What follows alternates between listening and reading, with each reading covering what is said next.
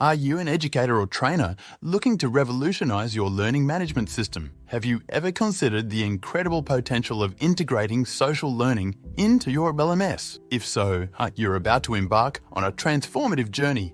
First, let's get to the heart of social learning. It's all about learning through observation, interaction, and collaboration. The benefits are immense, from encouraging knowledge sharing to improving engagement and promoting deeper understanding through discussions and teamwork. It's not just learning, it's learning together. Now it's time to strategize. Define your objectives, whether it's boosting engagement, building a learning community, or supporting peer-to-peer help. Develop content that sparks interaction, like group projects or discussion prompts.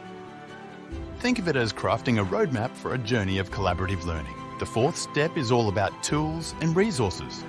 Set up discussion forums for learners to engage, share insights, and ask questions. Implement collaborative projects using shared documents or virtual whiteboards.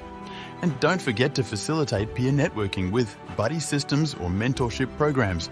It's about creating spaces for interaction and growth. Encouraging and facilitating engagement as an instructor is critical.